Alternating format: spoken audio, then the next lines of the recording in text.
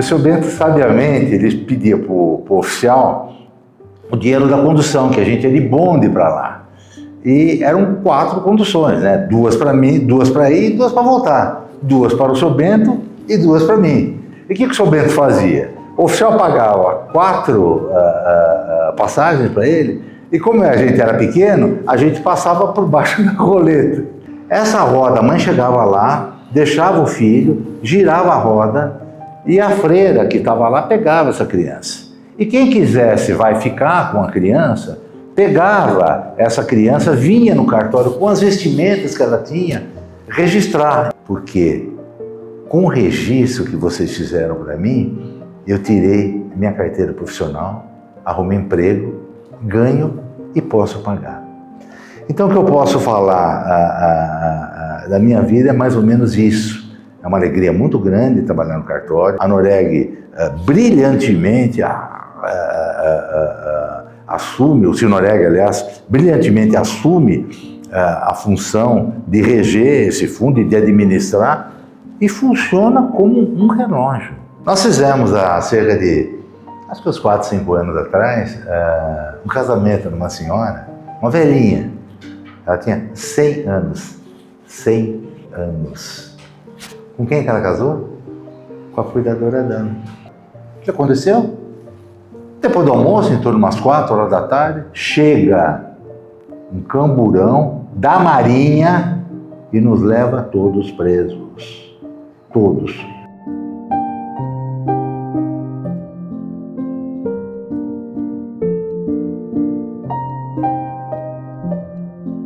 Meu nome é Fernando Navarro, eu tenho 72 anos, nasci em fevereiro de 1952, desempenho as funções de oficial do 11º Cartório de Santa Cecília desde novembro de 87.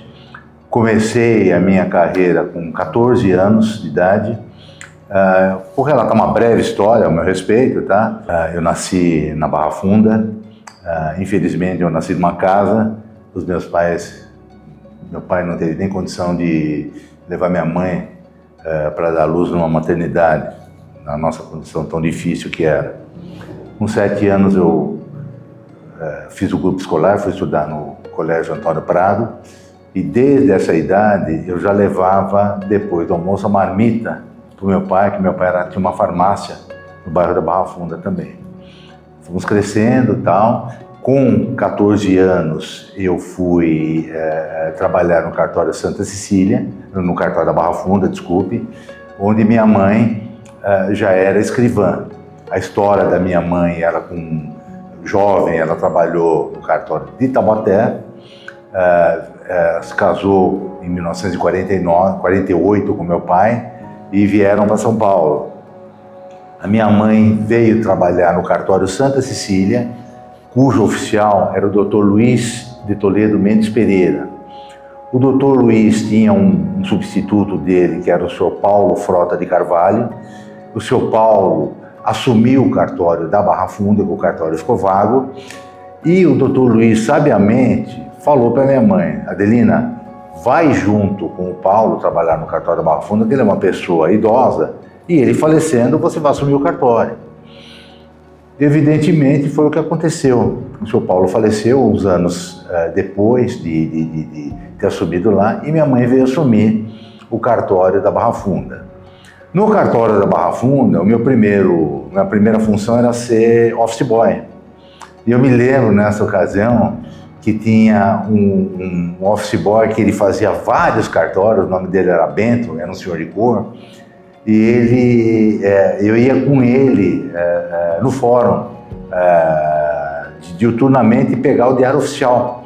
O Diário Oficial ficava no cartório, na rua do cartório do Sérgio Salles, que era na rua Felipe de Oliveira. E o seu Bento, sabiamente, ele pedia para o oficial o dinheiro da condução, que a gente ia de bonde para lá. E eram 4 conduções, né? 2 para mim, 2 para ir e 2 para voltar. 2 para o seu Bento e 2 para mim. E o que o seu Bento fazia? O oficial pagava 4 passagens para ele, e como a gente era pequeno, a gente passava por baixo da roleta.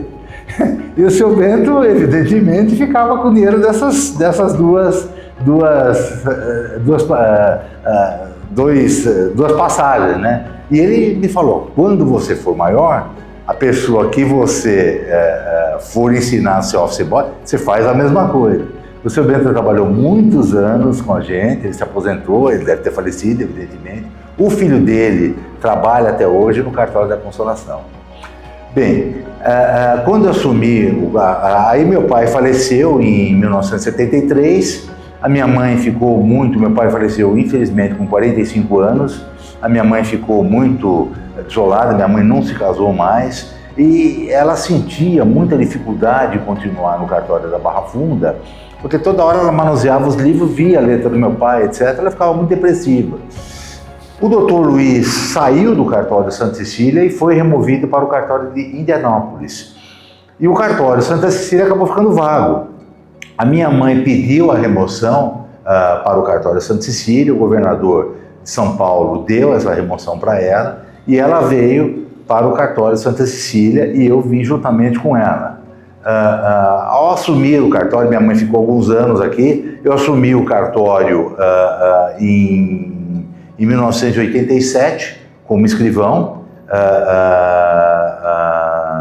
Nessa ocasião eu comecei a reformular o cartório e o cartório era de 1899 e tem algumas particularidades nesse cartório muito interessantes que pouquíssimas pessoas conhecem. Os registros antigos realizados na Santa Casa de Misericórdia de São Paulo, das mães que não ficavam com os filhos eram deixados numa roda da Santa Casa. Essa roda existe até hoje no Museu da Santa Casa. Chama Roda dos Expostos.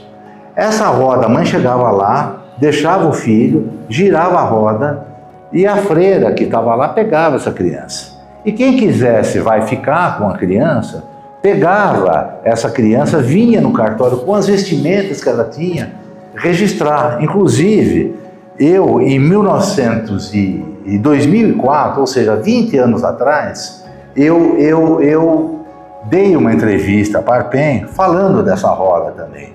E essa roda está lá no Museu da Santa Casa. Então vinha o cidadão, tem até o registro aqui de como era feito, que no dia tal compareceu o senhor José da Silva, por exemplo, e declarou que no dia anterior caiu com H na roda de Santa Casa uma criança que foi baptizada com o nome de Fernando. E essas roupas eram deixadas no cartório, eram catalogadas.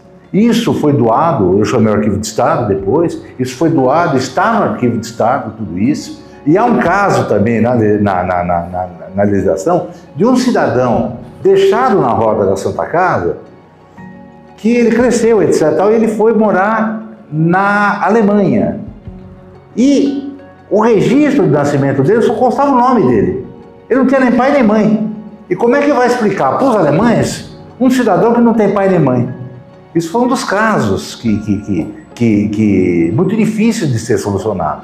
A roda funcionou até 1966 e depois entrou a vara da infância e aí daí para frente a vara da infância que cuidou desses menores. Participei da implantação da segunda vara dos registros públicos ao lado de notários. O primeiro computador doado à segunda vara, eu participei dessa doação juntamente com o Sr. Sérgio Salles, Dr. Paulo Vanpré, Aldo Neves Godinho, José Cirilo e outros oficiais a mais.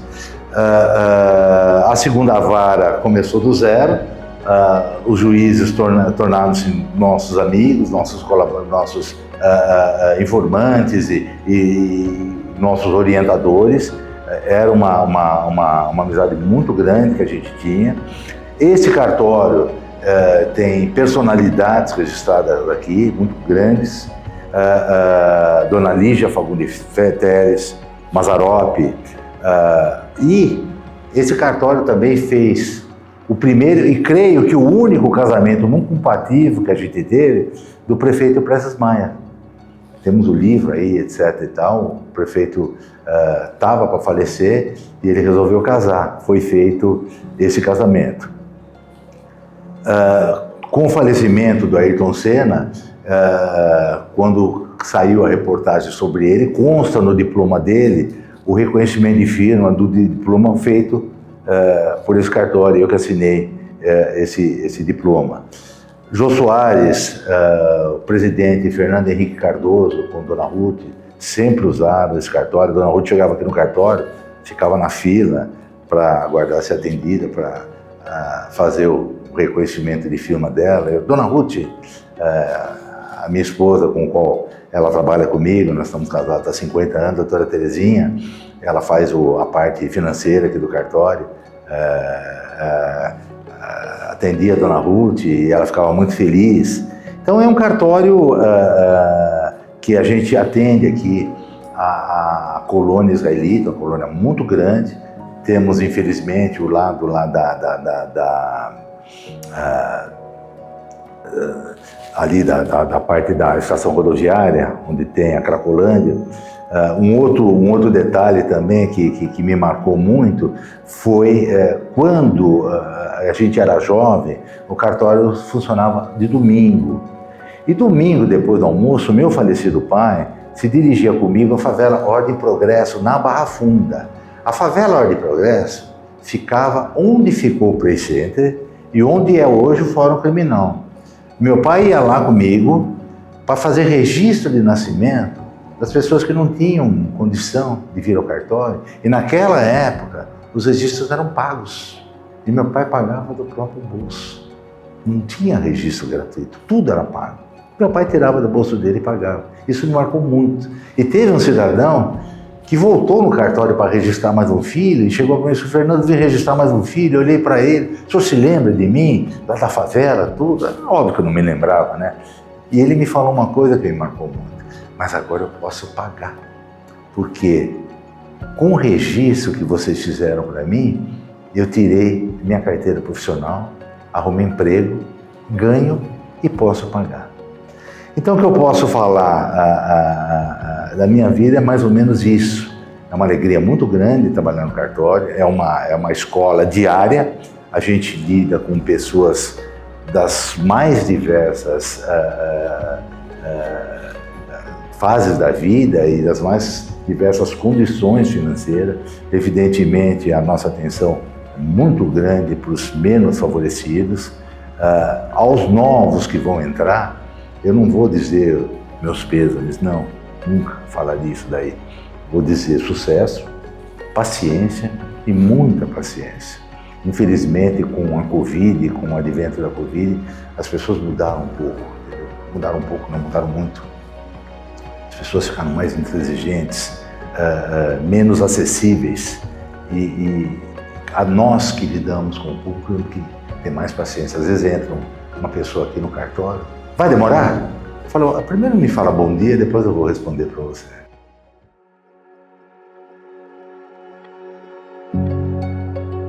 Sim, eu fui convidado uma vez para fazer parte das reuniões, participei de muitas reuniões. Eu tenho um nome que é muito respeitado dentro da associação e pelos colegas, pela idade que eu tenho, mas eu sou meio apolítico. Quando eu fui convidado para ocupar a função que a doutora Marlene, do Cartório da Aclimação, ocupava, que era para fazer um tipo do meio de campo, com as solenidades, etc. Tal.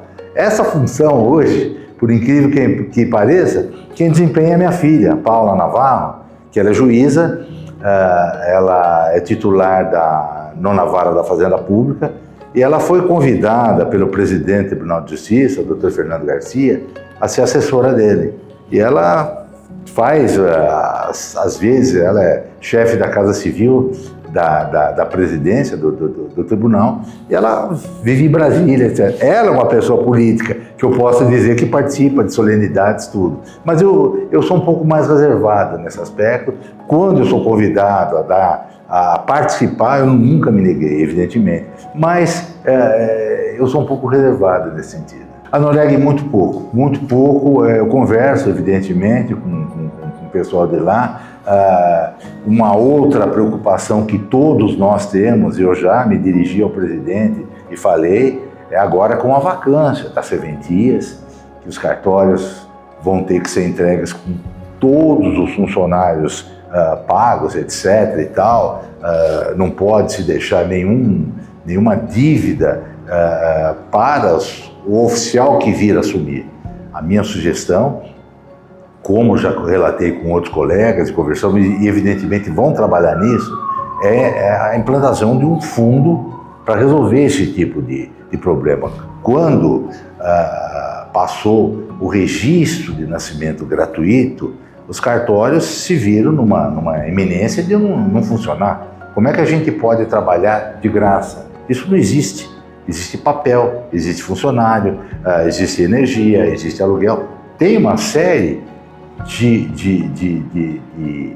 despesas que o cartório tem. E o cartório vive da renda que ofere dos clientes que vêm utilizar o serviço. E como se vai fazer tudo de graça? Então, naquela ocasião, a Arpen com a Noreg resolveram por bem criar o fundo, que é o fundo do registro civil. Toda pessoa que vai praticar um ato notarial recolhe uma determinada importância. A Noreg brilhantemente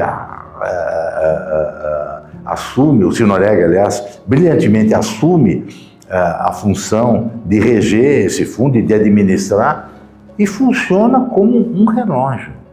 Todo cartório que é deficitário bate lá no fundo, todo cartório. Tem cartórios que pegam o cartório, por exemplo, da Vila Matilde, do meu irmão mais novo, eles fazem uma infinidade de casamentos, tudo gratuito, porque lá a condição que é? O pessoal de lá não tem condição econômica. É muito difícil. Pessoa que mora no extremo da Zona Leste. Então, 90% dos atos que o cartório dele pratica é gratuito. Então, ele tem que bater na porta e mandar a relação, e ele recebe por isso daí.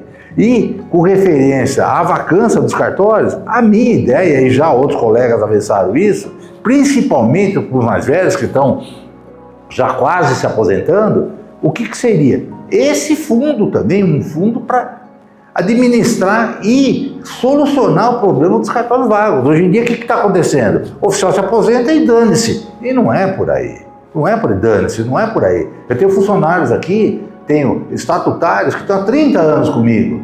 Eu vou chegar para esse camarada e falar, agora você se vira? Não, eu tenho brio, eu tenho vergonha, eu tenho funcionários que trabalharam a vida inteira comigo. Jamais eu vou fazer isso. Nunca, nunca. Todos os funcionários que tem aqui são meus amigos. Nós somos uma família. Eu não tenho uma ação trabalhista. Nunca tive e nunca terei. Eu trabalho para o meu benefício e para o benefício de todos os meus funcionários. Quando eu sair, quando eu me aposentar, eu vou sair pela porta da frente, como eu entrei. Olha, a estatização é até uma piada, tá? Eu tenho a impressão que a minha mãe, quando entrou no cartório de Taubaté, minha mãe, ela teria perto de 100 anos, então vamos fazer uma conta ao contrário. 100 menos 14, vocês calculam o ano que a gente vai estar falando. Provavelmente 1930, por aí, 40, não mais que isso. Já se falava em estatização, já se falava. E aonde estatizou, Bahia, por exemplo, não deu certo. Não deu certo. Será que vai dar certo? Será que vai dar certo? Pega uma repartição pública, pega o serviço de uma repartição pública. Evidentemente tem coisa que deu certo. Poupa Tempo, por exemplo, funciona maravilhosamente bem. Mas, eu não sei. É um serviço difícil, é um serviço que exige muita técnica, muito estudo e muito aperfeiçoamento. A legislação vai mudando, vai mudando. Antigamente, uma pessoa trocar de sexo era um verdadeiro caos, né? A pessoa tinha que, inclusive, passar por exames, etc. Hoje em dia, a pessoa chega no cartório, eu chamo Fernando, eu quero mudar para Fernanda, quero mudar para Antônia, para Maria. Em uma semana, está resolvido. Quero ser feminino, quero ser masculino. Em uma semana, se resolve.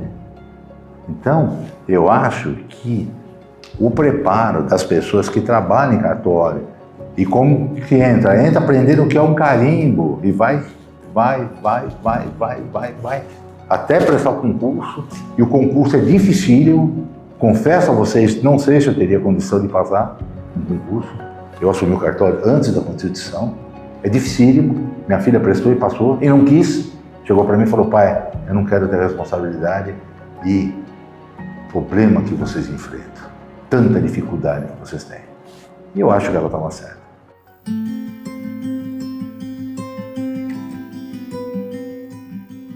Tem uma história que me comoveu muito. Veja bem, isso, o homoafetivo, o casamento homoafetivo que trouxe isso. Nós fizemos há cerca de, acho que uns 4, 5 anos atrás, um casamento de uma senhora, uma velhinha. Ela tinha 100 anos. 100 anos. Com quem que ela casou? Com a cuidadora dela. A cuidadora dela ficou com ela 20, 30 anos, não sei quanto tempo. Passou uns 3, 4 anos depois, ela veio a falecer. E a pensão que ela deixou, ficou com a curadora dela. É um ato digno, é um ato de aplauso, de reconhecimento de uma senhora que foi cuidada por outra senhora. Não tem sexo, não tem nada nisso daí, entendeu? Tem o quê? Amor. Simplesmente amor. E isso, o cartório que deu o direito da companheira dela, da pessoa que cuidava, da cuidadora dela, se beneficiar da pensão que ela deixou. Se deve ao cartório. Temos outras histórias, muitas coisas pitorescas, mas aí se alongar muito o casamento desses rapazes que vêm se casar, etc. Tem ônibus parte, chegam aqui tudo contente, etc. Hoje em dia, a gente encara normalmente isso daí. Cartório Santa Cecília é o 4º cartório de São Paulo que faz mais casamento homoafetivo. Esse pessoal tem todo o direito de ser feliz, como todos nós somos. Todos nós pretendemos ser felizes. E hoje em dia, a sociedade começa a reconhecer. Antigamente, era até pecado falar isso, né? É crime, né? Hoje é a coisa mais normal que existe.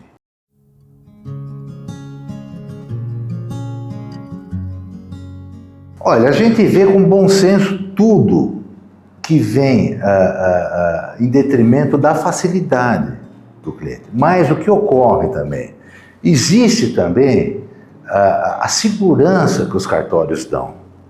A pessoa vende um veículo, vem reconhecer firma no cartório ou faz pelo e-notariado, abre um cartão pelo e-notariado, e é uma responsabilidade muito grande.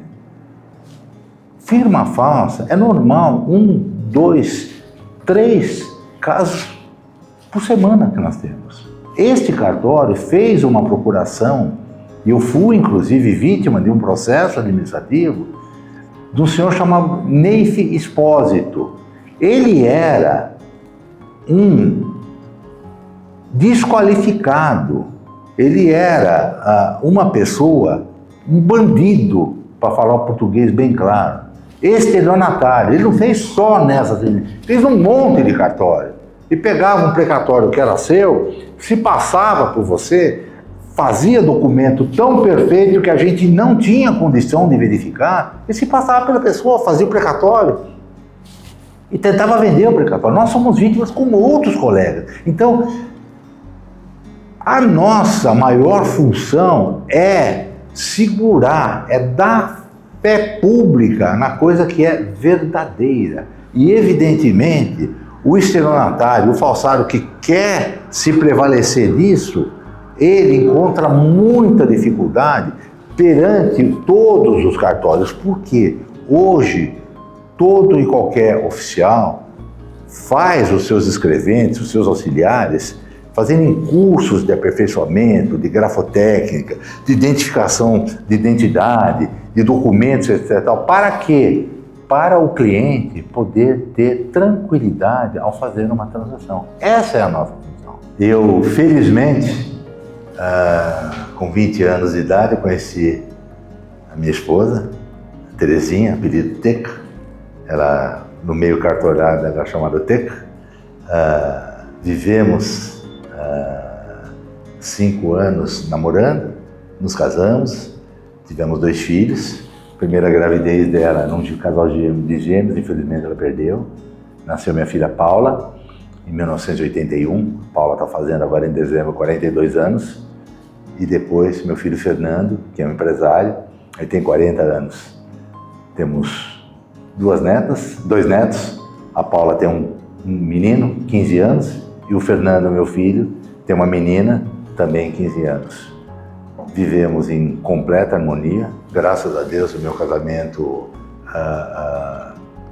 é um casamento que, nas minhas bodas de prata, daqui 3 anos eu faço de ouro, graças a Deus, a minha filha, que já era estudante naquela ocasião, ela falou: pai, mãe, vocês são um exemplo a ser seguidos. A gente tem muitos amigos, muitos, mas restrito à nossa condição. Nós somos super exigentes com quem a gente se relaciona. Nós nos relacionamos com todos, mas poucos intimamente.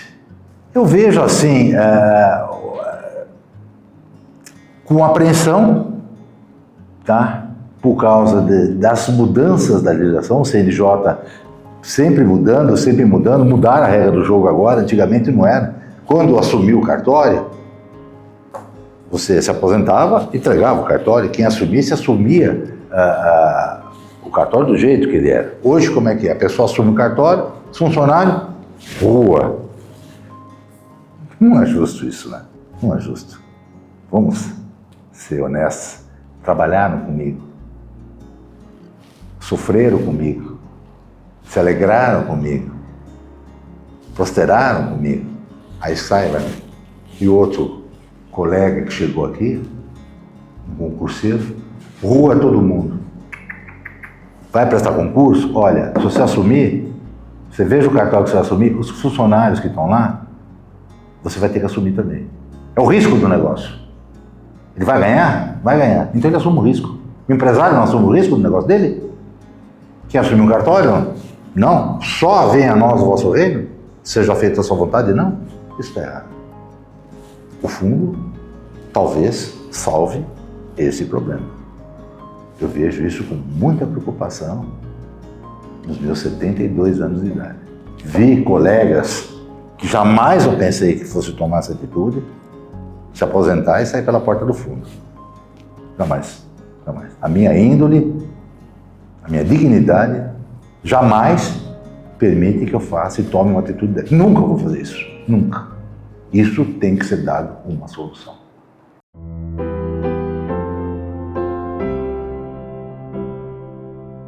Olha, eu acho que muitos colegas têm um respeito muito grande na classe por o Fernando de Santa Cecília, que é uma pessoa que não causou problema, não causou polêmica, foi amigo de todos, não tem um inimigo, graças a Deus, de cartório. Nunca deixei de me relacionar com quem quer que seja, com quem quer que seja. Nunca. 2 processos administrativos, 2 processos em 58 anos. 2 processos que, o que aconteceu? Foi julgado, foi absolvido. 58 anos de janeiro. Deixa eu contar mais um outro caso também, que eu acabei de me lembrar, agora falando em processo. Quando eu trabalhei no cartório, veja como é que são as coisas. E o problema que a gente está vivendo, e possivelmente iria viver, com uma pessoa que não aceita a derrota. Eu entrei em 1966, com 14 anos, que eu já falei. Quando eu fiz 18 anos, ou seja, em 1970, ano da Copa do Mundo, que o Brasil foi tricampeão, eu trabalhava lá no cartório da Barra Funda e era o tempo da ditadura. Ditadura de 64, 70, 69, 70, era alta ditadura. Entrou um cidadão lá para reconhecer uma firma cujo documento não batia, a assinatura não conferia com o cartão que a gente tinha. Ele se identificou como capitão de corveta. Eu sou capitão de corveta, o senhor vai ter que reconhecer? Eu não vou reconhecer. E o meu pai, ele era vivo nessa ocasião, meu pai faleceu em 73, 70, ele tinha 42 anos naquela ocasião. Estava almoçando, a nossa casa era perto do cartório, liguei para ele, ele foi correndo lá para resolver, tinha 18 anos. Foi lá, se entreteve, teve uma discussão muito grande, pôs o oficial de lá para fora, etc. O que aconteceu? Depois do almoço, em torno de umas 4 horas da tarde, chega um camburão da Marinha e nos leva todos presos. Todos. Fomos presos na rua Bento Freitas, que era o 4º Comando Naval. Meu pai saiu de lá 2 horas da manhã, foi instalado um IPM sob desrespeito às autoridades militares. Moral da história, fomos absolvidos, evidentemente, no fim do inquérito. Esse capitão perdeu a patente. O almirante falou para o meu pai: se eu desse um comando de uma fragata, de um navio com uma pessoa dessa, o que poderia acontecer? Isso é o medo que se tem hoje de quem quer tomar o poder pela força. A democracia existe e ela tem que ser respeitada. Eu vivi esse problema. Não quero que ninguém viva.